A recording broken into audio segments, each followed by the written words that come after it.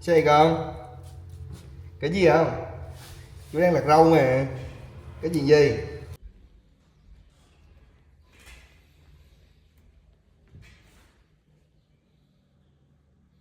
Sao vậy con? Ừ. Cái chuyện gì? Chú đang lặt rau mà. Con ngồi đây, ngồi đây, ngồi đợi chú xí nha.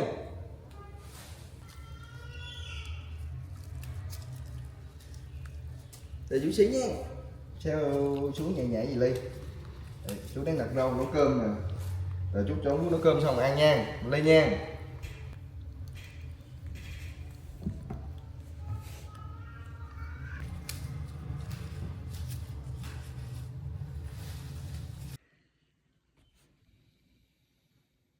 Sao vậy con?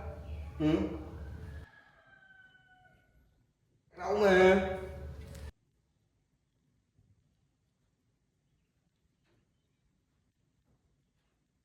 Sao vậy? Chú đang lặt rau mà. Sao vậy? Ngồi đây, ngồi đây. Ngồi đây. Chú đang lặt rau mà. Cầm bị đâu rồi? Ừ. Hôm nay không giúp chú thôi chứ còn cầm bị đâu nữa. Ừ. Sao?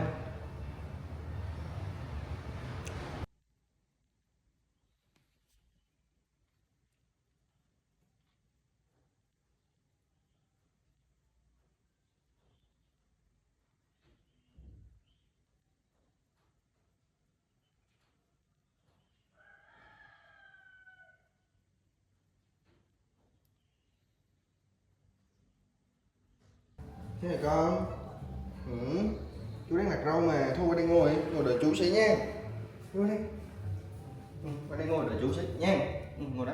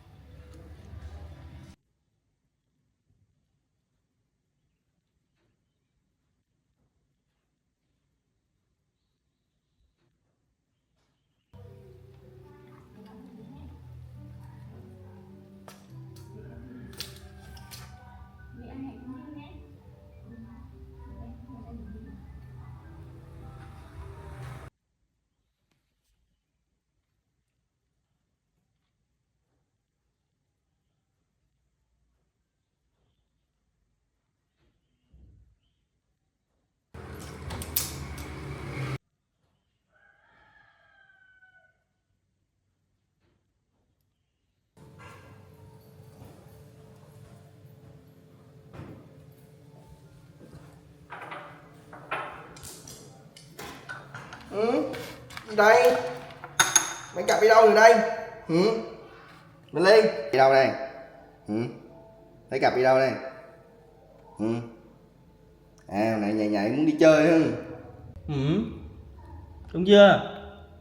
Đúng không? Còn đẹp đi đâu? Ừ. Sao? Sao muốn xin tiền chủ hả? Xin tiền ha? Ừ. Ừ. Thôi để chú cho này. Con ngồi đây, con ngồi đây chú cho này.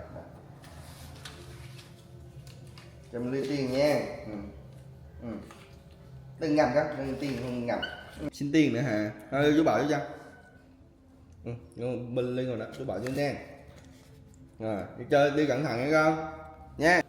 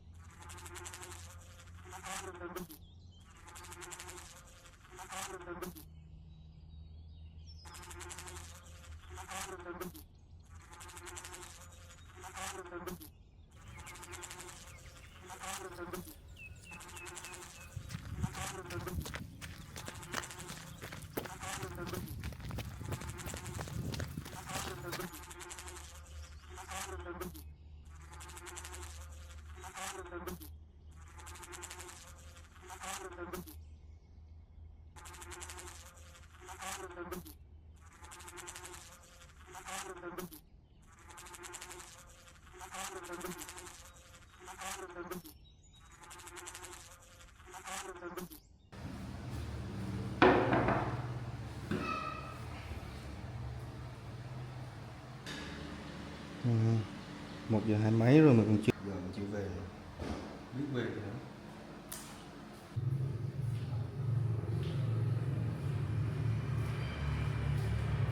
Ừ. Tiền mới cho mà rớt đây đầu tiền đâu trả người ta trời. Trời ơi, đi đó. Rớt tiền này đâu biết. Biết qua quán cà phê gì nữa. Đâu biết. Rớt tiền mà biết đi đâu biết. Lê ơi. Lê ơi. Rớt tiền này đi đâu vậy? Không biết qua quán cà phê gì nữa. Lê ơi. Ô, sao rồi con? Lê. Con. Lê. Sao vậy? Sao vậy con? Sao vậy? Sao năm đó? Trời ơi, sao vậy? Tôi coi. Trời ơi. Ông đốt. Trời ơi, coi tôi coi coi. Cái mặt coi. Trời ơi, con nó đốt này. Ừ. Con ăn gì đây mà treo chỗ nào đây mà đợi nó đốt vậy? Ừ. Chọc nó đúng không? Sao nó đi chọc tổ ong con? Trời ơi, nó đốt cái dây nữa con. Ừ. Ừ. Đỏ hết tay luôn nè. Thôi lên cho ẩm về. Đây này. Trời ơi, con nó đốt nè. Đốt đỏ hết tay luôn nè. Mặt nữa. Mấy vết.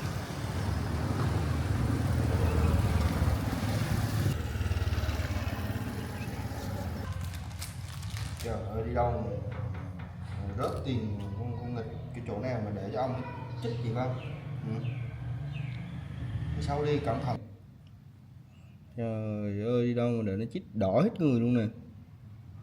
Bên ly con đi đâu mà để nó chích đỏ hết người luôn. Ừ. Gì mà nó chích.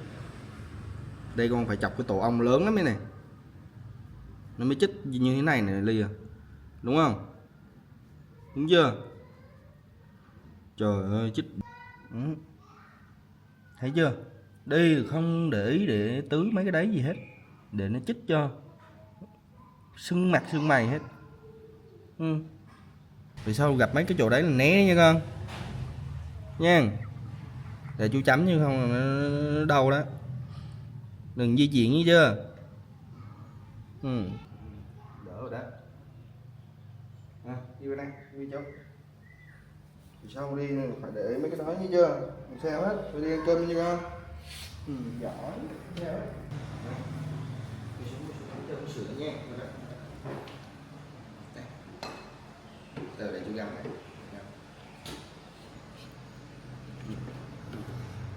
Cầm đó. Chơi kiểu gì mà để ông chích đừng nó chảy sữa. Đi xuống dưới thôi, xuống dưới. Đó, đúng rồi. Ừ. Chơi kiểu gì mà để ông chích. Về chú chấm thuốc rồi, không sao hết. Đừng có đổ đó. Được. Thôi, không sao hết.